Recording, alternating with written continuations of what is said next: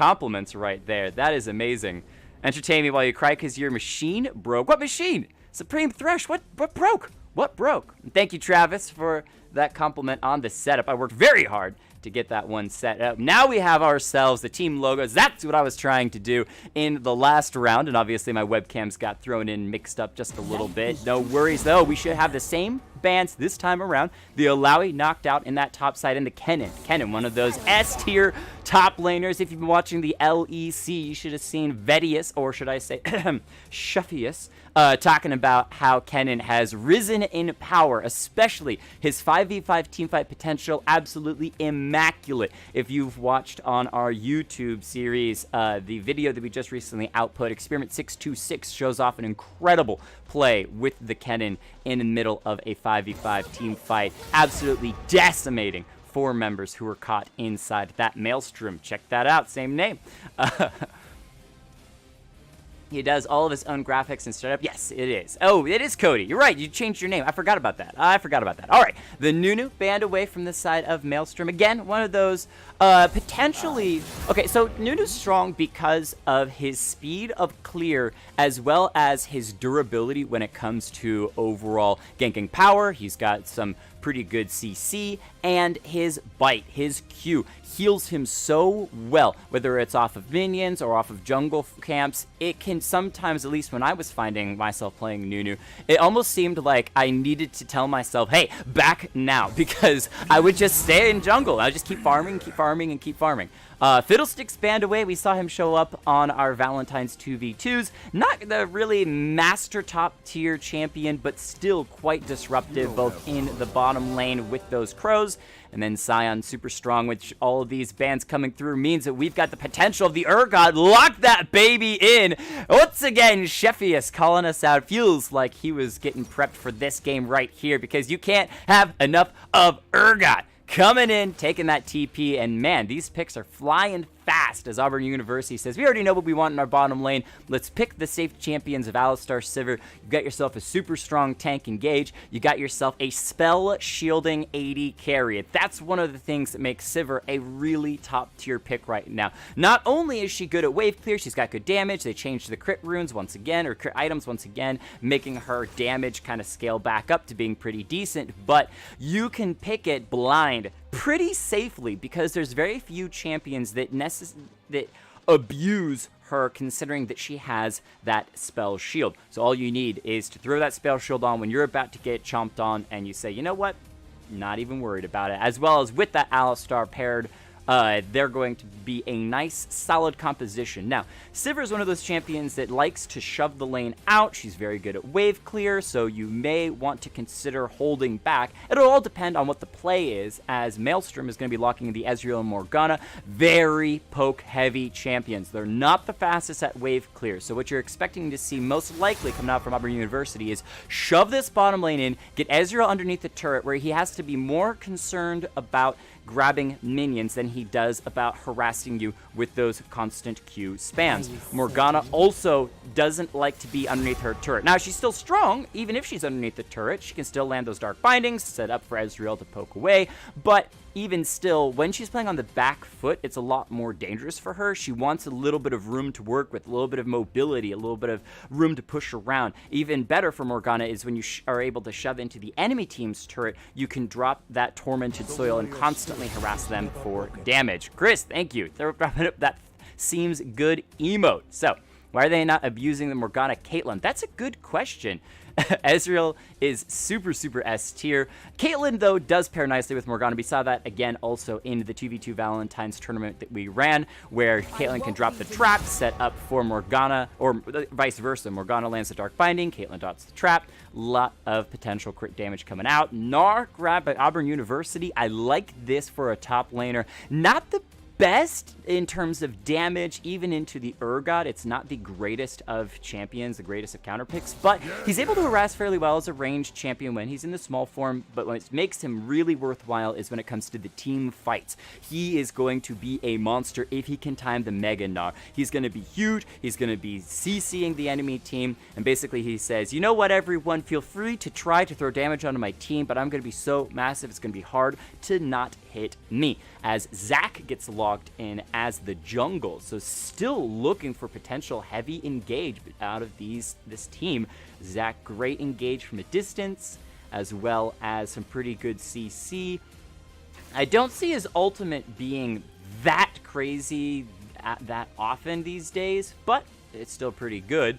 As Sem going to be picking up the Graves for the jungle of Maelstrom. Very strong early, very strong fighter. He doesn't bring much CC, but his damage is absolutely insane. And one of the great things as an AD jungle is the fact that you could still blow up a Sivir. Spell shield or not doesn't matter. You're going to blow her up, as well as you can drop the Cloud, his E, smoke grenade, and Sivir, spell shields it away, and then Graves says, I've got an ultimate for your face. Let me just destroy you in one combo. So, Jake, I thought you only stream on Tuesdays and Thursdays. Lonely, yes, that is the case. Normally speaking, we only shoutcast Tuesdays and Thursdays. However, this is a special case. This is a college League of Legends game, the collegiate League of Legends teams. These two colleges asked me to shoutcast their best of 3 today. So I poked around for some duo casters, couldn't find any, and said, don't worry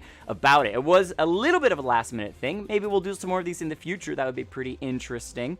As the Cassiopeia, the final pick from Auburn University, and Zillion, final pick of Maelstrom. Obviously, they were trying to counterpick these mid laners, waiting to the very last second to grab them. I like the Zillion choice from the side of Maelstrom because his ultimate is so nice at resetting fights. Say, hey, you got a teammate that's almost dead. Let's just bring him back to life. Why not? It's a free GA that's on a 40-second cooldown. That is insane. The thing to watch for, though, is that Cassiopeia, even with a slight nerf, is still incredibly strong.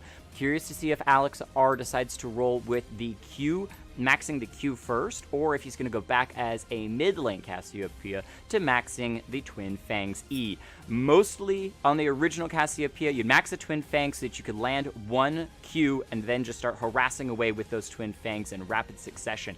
This time around, though, it might not be, considering that when they made those changes and Cassiopeia started showing up in the bottom lane, she was maxing Q, going for the overall poison stack route. So, let's go ahead and roll through the players and their champions, and then we will get into this. Before I do that, I want to check really quick on what's going on here in the chat. There's a whole bunch of chatting going on, which I love it. So, hi, owner. Is this team versus team? It is, Lonely. It is indeed. So, Alistair cannot play the game without a Kate Morgana lane.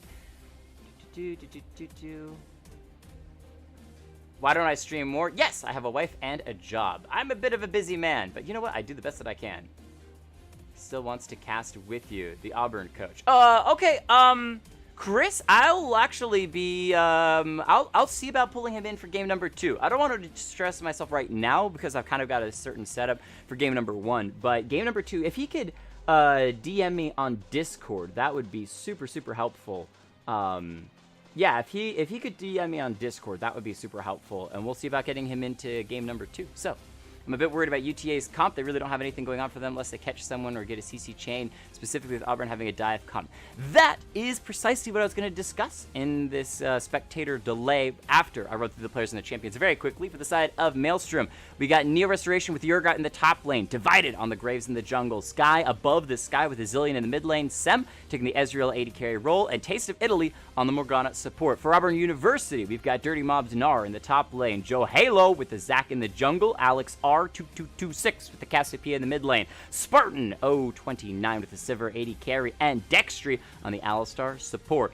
There is so much engaged from Auburn University, it is disgusting. They've got massive tank Alistar, off tank Nard, semi-tank Zac, engage, engage, engage, and to top it all off, a heavy backline Sivir that can just poke away with Qs and auto attacks. The biggest opportunity for them is to basically 5v5 fight every chance that they get, because for the side of Maelstrom, unless you're looking at a really, really good Urgot engage or a Morgana Dark Binding, you don't have a lot. And here's the problem. Normally when you see a composition, something like Auburn University decided to pick, you would run a assassin into it. Think a LeBlanc, think a Zed, think a Diana, somebody who can get to the back line, pop the Cassiopeia and Sivir, blow them out of the water, and then you're left with 3 tanks that do no damage, damage, and you say, you know what, we can just take our time knocking you down, or don't even worry about you, let's go get an objective instead.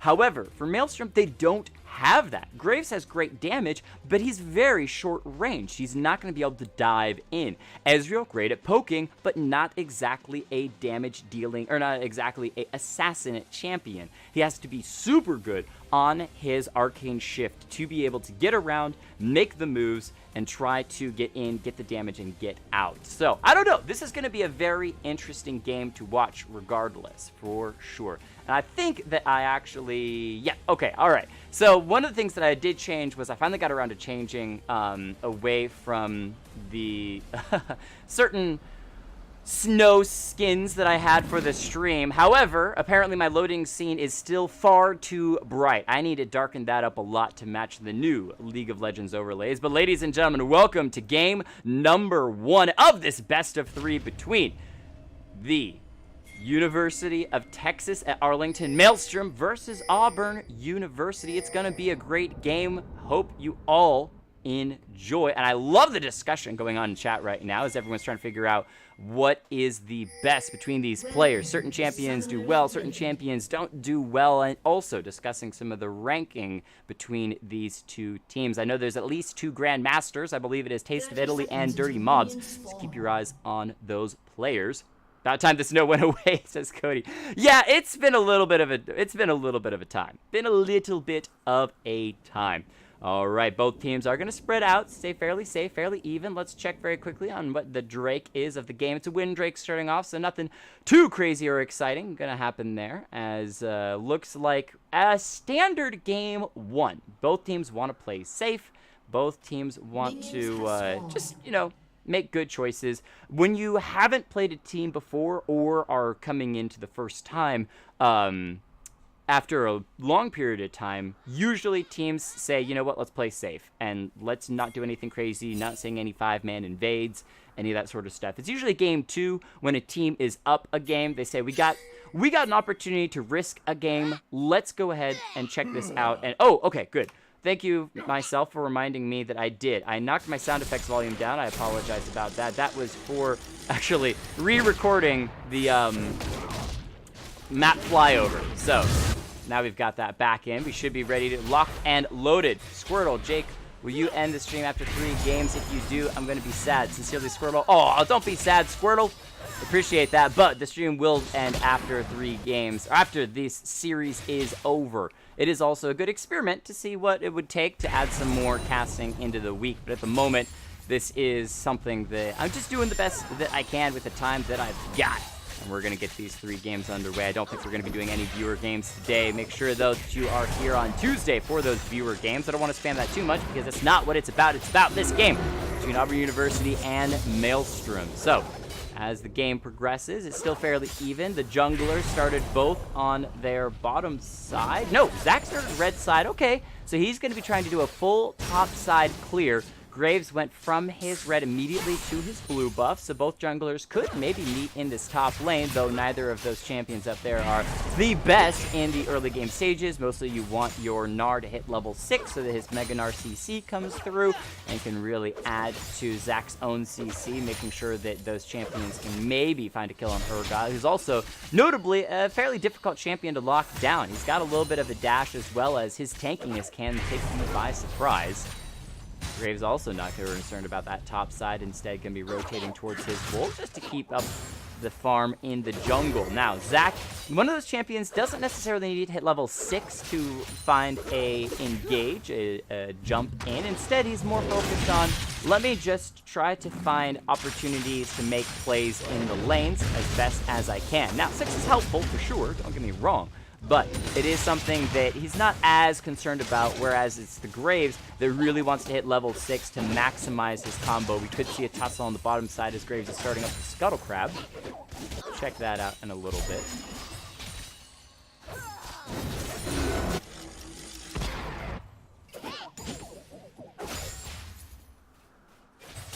In this bottom side, things are fairly even between these two AD carries. Support's doing what they can. Morgana starting the classic spell piece edge as the Alistar going to be running that Runic Echoes. So nothing too surprising coming out of them.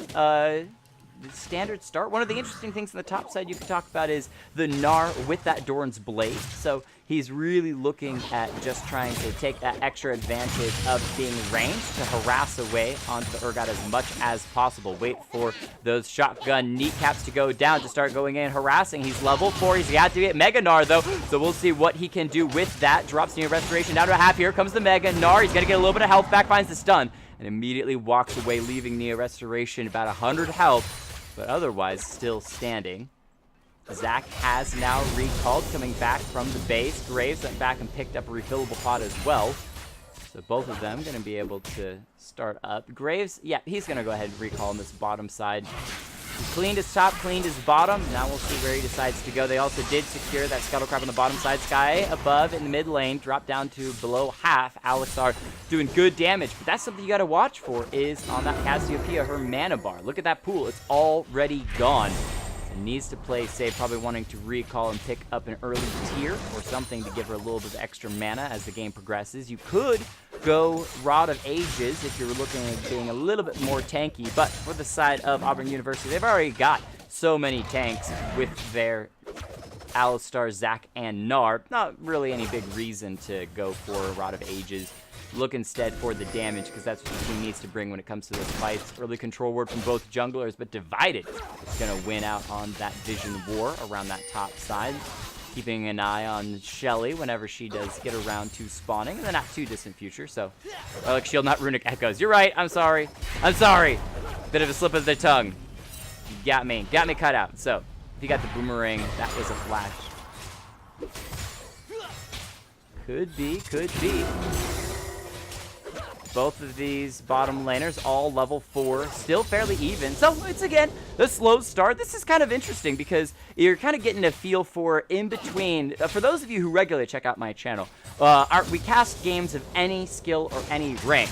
And so usually you get to see some early game skirmishing, some fighting, maybe even a kill before the 5-minute mark. However, this is kind of a transition between those sorts of games and your pro games. For pro games, you could go 30 minutes without a kill, and it's all about the micro plays, the micro movements, Divided going in and clearing a second control ward from this top side. Those sorts of small things, the teleport being used by Cassiopeia in the mid lane. I think this game will give us a pretty good in-between, so I think that the early game jitters between the two teams will get warmed up. They'll feel a little bit more of playing the classic League of Legends game. As 3 members from Auburn University going to collect around this top side. Just make sure that Zac can get red buff. He might actually give it over to the Gnar and let this Gnar do a bit more harassing. That's a good question. We'll have to check that out in a second. There we go. I want to see very quickly. Nope. Okay, so Gnar just helped Zac pick up his red buff. As he engaged in the bottom side, Alistar getting a nice knock-up on Taste of Italy. Will be spell shielded a little bit late. Down to about half health, but overall, not bad. Nice spell shield from Spartan as well to avoid the Dark Bind and Test of Italy. Taste of Italy, grounded in that mid lane. Zillion speeding himself away. You can't flash when you're grounded, but you can still use speed boost effects. And so Zillion not going to be too affected by that Cassiopeia in the mid lane.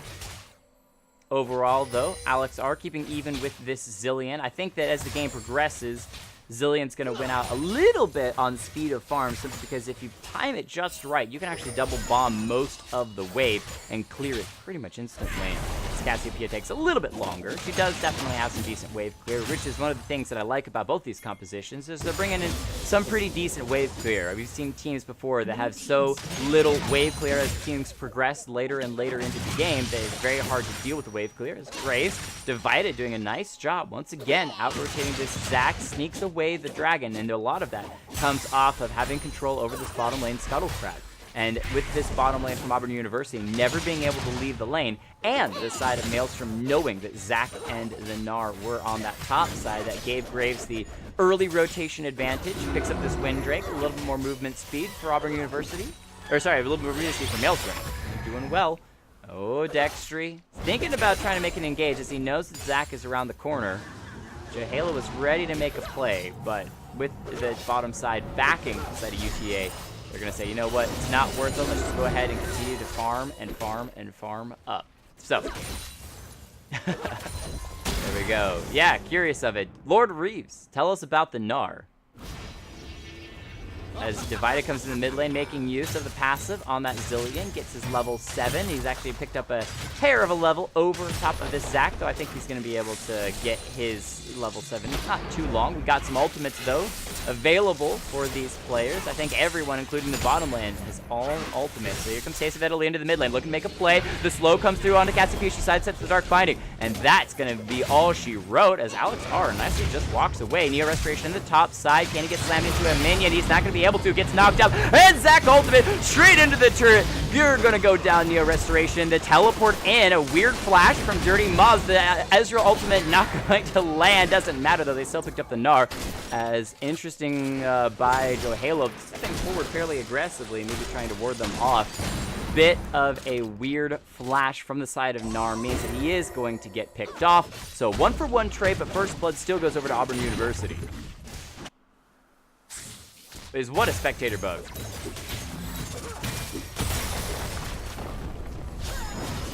What are you asking about, cyberbully? Tell me. Tell me what you got. Well, I missed whatever the spectator bug was, but sometimes spectator does have issues, so yeah, it's pretty rough. It's pretty rough indeed, but I will say, hear me out very quickly as we're in a little bit of a slower pause. I would rather take a handful of spectator bugs than no spectator at all, because otherwise you wouldn't be able to shoutcast any of these games, and that would be just darn sad. So, I'll take a couple bugs if it means that I get to cast these games. Neo Restoration back to the top side once again. But keep in mind, that teleport has been burned by the Zilean. Another thing to note is look at how many teleports the side of Maelstrom has. They've got one on Urgot, they've got one on Zilean and Ezreal. Triple teleports, high mobile team. They're going to be moving around the map quite a lot. Side of Auburn University taking the classic double teleports for their top and mid. See where those end up. As Alex R coming back out, going to get a bomb on top of his head. Not otherwise worried about it. Taking the small CS lead over this Zilean, who's actually gone for hyper mana. Bring all the mana. Tear the Goddess, Catalyst. Bring it all. As the Cassiopeia did go tier. We talked about that earlier. Seemed to be the better choice. As blue buff maybe being given over to this Cassiopeia once she clears that ward. There we go.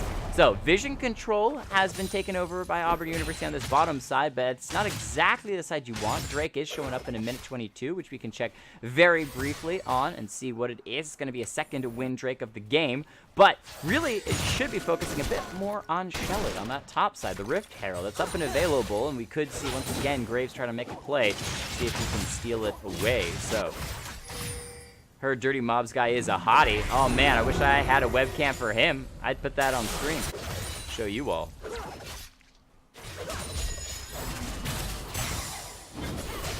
Hey, Cyberbully, no reason to tell people to follow my stream. If they like the content, they're more than welcome to follow. If they don't, no worries. I understand that not stream is going to be for everyone, but I appreciate that. Normally, I would have a duo caster on Tuesdays and Thursdays, but this time around was caught a little bit off-handed, and so most of my secondary casters were working or otherwise busy. So, 1 kill to 1 thing, still fairly even between the two. It's a small gold lead to the side of Maelstrom overall when it comes to that top lane and jungle CS. Look at that, 99 CS on the Graves to the 65 of the Zac. Zac really should be trying to make a few more plays as he is one of the better champions for long distance engage. Nice! Morgana, Black Shield. The Ezreal completely unaffected by the charge from Dextry, and now he's not going to have that as Morgana jumps forward. He's trying to get away. The Black Shield, or the Dark Binding isn't going to be too affected. Spell Shield used by Sivir. The re-engage from the Alistar. What are you doing? You're getting too low. Ignite taking away. The heal from the Sivir keeps him alive. Dextry gets out. Just a sliver of health. He lives as Sivir going to be in trouble. Zachary engaging the top side, though. He's trying to make a play on the other side of the map. Pulls the restoration backwards. The Urgot is low. The flash forward from the Zac. Uses the ultimate to make sure he gets one, as they are going to get a kill, but it's only a 1-for-2 trade as Sivir finally goes down to the engage on this bottom side. We'll have to watch that back as the Cassiopeia going to ult.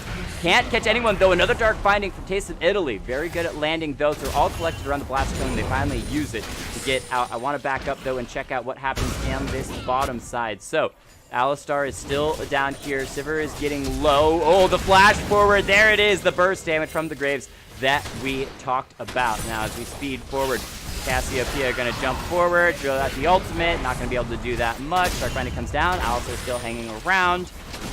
They move on to the Windbreak. So good stuff from the side of Maelstrom as they're going to be able to secure another Windbreak for themselves. I didn't realize we're still in fast forward mode, so we're actually just going to drop back into normal mode. I was surprised that I thought that we'd catch back up to live. That's all right. We don't have to be live, as we're just kind of hanging around a bit. But 2 kills to 2 overall. Zilean bomb's going to be dropped in Cassiopeia's head. She's going to be stunned up for a minute. Alistar on the run. Not going to matter, though. Zilean can slowly auto-attack her down. She's got some damage, but not going to be enough. There's the bomb. Cool guys don't look at explosions. Boom. Sky above the sky. Picks up his own with a little bit of help from the Morgana. I gotta say, Taste of Italy is looking like a really, really solid player with a lot of these dark bindings. And again, those black shields. Zilean gonna try to make a play onto Dexterity. They caught one here. Maybe they can catch a second one. The Alistar knockback is gonna come through, even with that shield coming down a little bit late. So Alistar is gonna be allowed to walk away. But man, rough stuff for the side of Auburn University when it comes towards this bottom side. Sivir has already gone down. Alistar was barely able to get out alive. Cassiopeia fallen as well. But Zach and Gnar seem to be kind of a duo on this top. They've made a couple of plays. They were able to get a kill apiece each on this Urgot. Shut him down 0-2 at the moment. He still is up ahead in CS. Not terribly concerned about that. And one of the biggest issues is we've gotten now past that 14-minute mark. There's no pressure on that top lane turret. Despite Gnar's overall semi-advantages in just kills, they still haven't been able to secure any solid damage onto that turret as Cassiopeia gets a nice double man son up and dodges out on the ultimate. What a play from Alex R. That was beautiful. No! The confidence to recall and be lost shopping. Man, Maelstrom knew what they were getting into. Sem says, don't worry about it. I'll pick it up with the true shot barrage from downtown. Cleans up a 4th kill, and that's going to set them a nice 2,000 gold lead, so they are doing well for themselves. Now, Ezreal in his bottom lane, as you check in, fairly even CS with that Sivir, has completed 1 item, but he really wants to get that 2nd tier completed as well. Ultimate from Neon Restoration is actually going to be lost completely, so that is wasted, but Divided is coming up to help out. Meganar up in a moment. He's going to have that. Tries to pop it, but can't find the stun. No slam into the wall this time, so now he has to run from Divided. Gets a little bit of a stun there. The flash forward from Urgot. He's going to miss, though. Oh, flash used as well by the Gnar. So, flash is used on the top side, but no deaths there. Gives Urgot a chance to just go right back to farming, popping those corrupting potions. Here comes Zach, though, over the wall. Neo Restoration does barely get out. Gets a shield for the moment. I don't think he's going to survive this, though. Dirty Moz cleans up a 2nd kill as the mid lane turret going to be traded over. Maelstrom punishes for all of this love from Zach on this top side. Jelly Man going in once again onto Divided underneath the turret. Nar jumps forward and Zach tanks it away. Dirty Mobs now 3-1-1. Doing very well, and again, this duo really loves to be paired together, but you're going to have to keep your eyes on that in Game 2 and maybe even Game 3, depending on how these go, because that could be a potential sore spot for Auburn University. If their jungler's sole focus is just top lane, getting Gnar ahead as possible, they've left their bottom side completely alone, and their mid 0-2. Having a rough game, staying up fairly even in CS, but still lost that mid lane turret going down. That's where a lot of this gold bleeding is going over to Maelstrom, doing very well for themselves. So, Dirty Mob stepping forward once again, but he's got to deal with 2 members now. The Morgana and the Zilean rotated up here. I believe it's mostly due to Zilean having already cleared his turret in the mid lane, says I can wave clear this top super hard. The Morgana support. One of those supports, or like Ezreal, one of those 80 carries that doesn't need to be necessarily babysat for the entire game. He can handle himself with a little bit of poke until that wave crashes finally. So Sam doing a good job hanging out here on this bottom side and has kept his farm up pretty well, but Sivir is going to finally secure that bottom lane turret. Maelstrom calculatedly giving it away. We'll see where they decide to take that pressure, though, as they have lost that turret, evening up those turrets overall. A lot of people grouping towards this Dragon. It's a Mountain Drake. Keep in mind, though, UTA have secured the Scuttle Crab, so they've got that free vision all over this area. They know there's 4 members of Auburn University collected around, but it looks like we may get our first 5v5 team fight of the game, as all 5 members from Auburn University are going to collect around. The Drake's 7 seconds away from spawning, divided on the bottom side, trying to get what damage he can. We may switch over to our team fight scene to check this out, as things may break forward. Looks like the True Shot Barrage is going to miss completely, so yet again, well, it hits the Cassiopeia, but that's about it. There it is! The Zac engage! Max up to members Dextry as well. Zac's going to pull one backwards. It's the Urgot that they want. Dirty Mobs in the middle of everybody. That's a beautiful Gnar stun! Secures one. Siver's able to get one. Graves gets Gnar back, but is it worth it? Because Alistar's going back in again. Dextry finally dies to Graves, who's been free shooting this entire time. Siver, stop walking and do some damage! It is going to go down. The Zac is left to finally fall once again. Sem getting yet another kill, and now can chase the Cassiopeia as well. This Ezreal doing so good.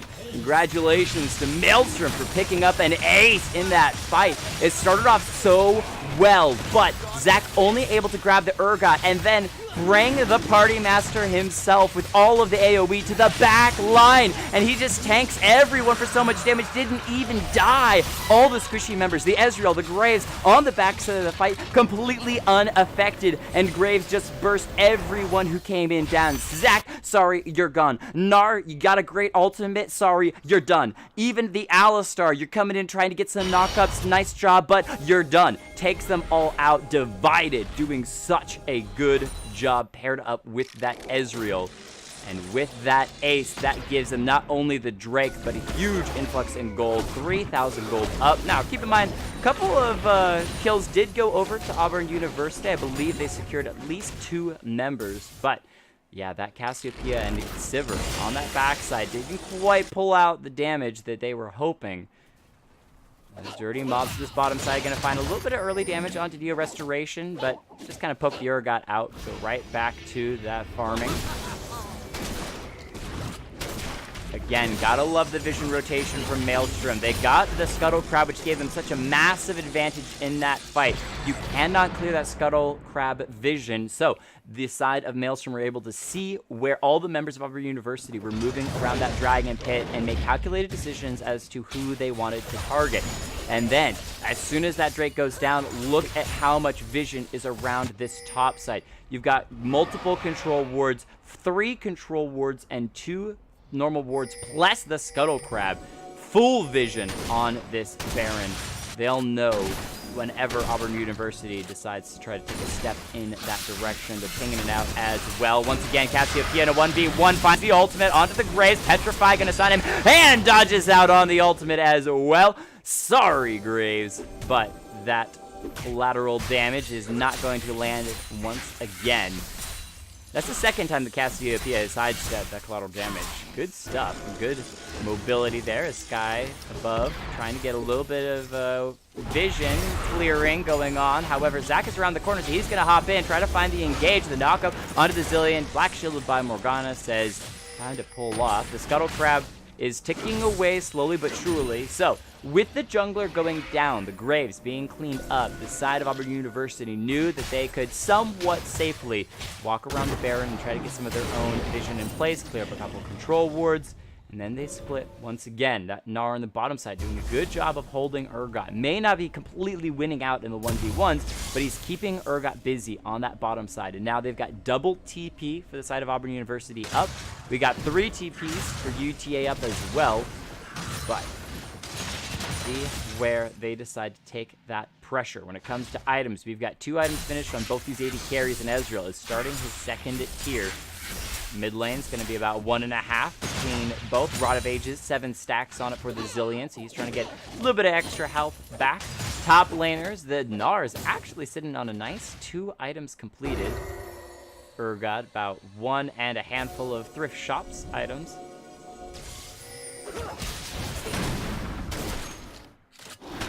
9 kills to 8, still keeping about that 2,000 gold difference between these 2 teams. They're making, overall, both teams making some good plays. This is by no means a stomp from either team.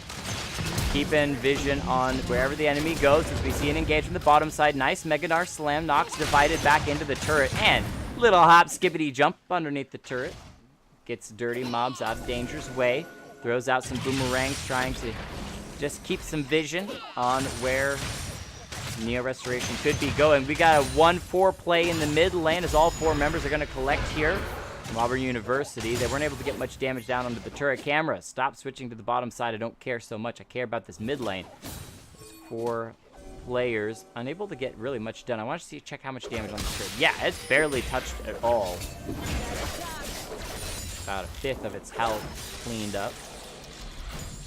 Keep your eye on the Sivir as well. Her ultimate could be critical in making or breaking some of these team fights. It allows the entire team to move in swiftly, and when you've got a Gnar or a Zac that need to get in the right position for the fight, that little bit of extra mobility could become super in handy, especially considering that you're facing double Windrakes on the side of Maelstrom. They've got plenty of extra movement speed to go around themselves. Let's see if their rotations, though, are going to be good enough as they collect here in the mid lane. Once again, we may see another fight around the Drake. It's the 3rd Windrake this game around. Divided, trying to get what vision he can. Dirty Mobs and the Zac and... Okay, Gnar, there it is. Both hop over the wall. Collateral damage from the Graves. Chase them. Just do a little bit of poke. However, can Auburn University afford to completely abandon this Drake? They don't have Cassiopeia. She's still pushing on the top side. They are going to give this 3rd Windrake over to Maelstrom. They're looking like some speedy boys. And with the Zillion, his E also adding extra speed, that's going to be some pretty good movement speed if ever they try to get someone into position. What they're doing so well is using their mobility with these Windrakes in combination with their wave clear to just rotate fast. From the bottom side, they had almost 4, move to the mid, move to the Drake, pick it up, and immediately split up once again, getting vision all over that Baron pit. They've got 3 members there now. Ezreal was coming at the top side, Urgot headed towards the bottom. Is Gnar coming up from behind. Bottom lane turret is a little bit low, but we could see a potential fight as Maelstrom collects his 5. We saw people starting to recall and then cancel those recalls, saying, ooh, fight breaking out. No. Instead, Auburn University once again goes back to farming, back to what they're used to. 30 mobs on that bottom side. Once again, able to handle himself quite well against Urgot in a 1v1. But there is Graves around the corner, no vision. He's going to come in. Dirty Mobs doesn't have the Mega Gnar. This could be the Gnar going down. Divided has plenty of damage to secure. That is Taste of Italy's going to come around from behind. Zac jumping away, gets himself to safety, but the bottom lane turret nicely rotated to, cleaned up and even in turrets now between these 2 teams. Oh, Sivir. Yeah, I might want to drop that spell shield a little bit earlier, my girl, because you almost got caught out and slowed. Wait, you got to step forward. Are you inting? Just trying to make the members of Maelstrom step underneath the turret range so that the Zac could ult in as well. But they don't take the bait. They don't take the bait. They will back away. Ezreal once again clearing on this top side, trying to match Cassiopeia's split push, which she's doing fairly well. 233 farm. There we go. Knowing that the Zillion is gone with that ward, they're going to engage, trying to find the kill on Spartan underneath the turret. They also got some decent damage onto the turret himself, but Divided takes a couple of turret shots under 200 health. Zac and Alistar coming around from the side. We'll see if they try to make their own play. Looks like Auburn University is just going to take the damage that they were dealt and just be happy that they were focusing more on trying to kill Sivir than they were the turret itself. Otherwise, that turret could have gone down completely. Sivir was basically pushed off of it almost entirely, and you had 3 members there. But Graves, in tanking that turret, says, guys, I'm way too low, can't deal with this, let me back away. Ezreal on that bottom, keeping up in farm against the Sivir. You can see, though, some of the strategy that's coming out between these 2 teams, because they're really focused on trying to get as much farm onto these 80 carries as possible. Send them into the solo lane, send them into a small lane where they can clear as much of that farm to get as ahead as possible. Sivir finishing his 3rd item. Double tiers completed for the Ezreal. Once again, a little bit of fighting on this bottom side, but it's not much worth talking about considering there's just double tanks and Gnar's just going to hop away and get out. At this point, the only true kill threat from Urgot is really if Graves is here. It would take a massive amount of harassment from the Urgot Neo Restoration to actually kill Dirty Mobs. Don't think he's going to be able to burn Gnar down enough to do that. Vision on the Baron. Keep their eyes on it. Auburn University gonna immediately lose it. Taste of Italy doing a good job. Look at that 70 vision score.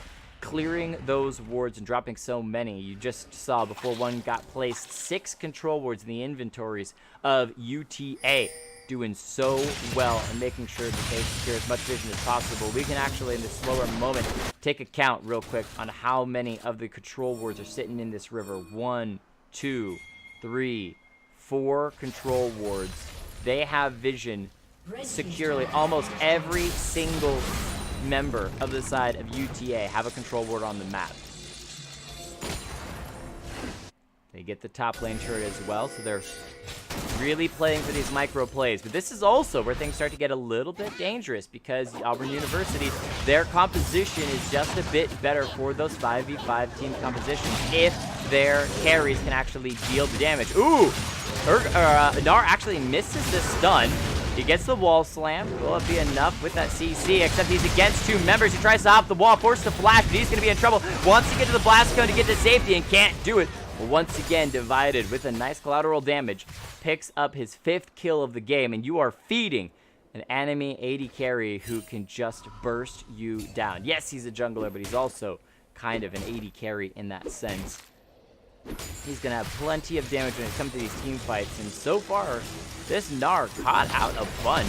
Babysat by the Zac in the early game, and now I'm going to be a little bit rougher as the game progresses. Another turret going down, make it 4-2 overall turrets, but 4,000 gold lead from Maelstrom. They're slowly stacking it up, and they're not really giving Auburn University a chance to fight. Another thing that Maelstrom has is this poke from the Ezreal, from the Zillion. You can constantly harass these members down. And yes, Sivir's got a spell shield, but it doesn't last for forever, and it's got a pretty decent cooldown to it as well, so she can only block so much. 4 members from Auburn University collecting around this jungle top side.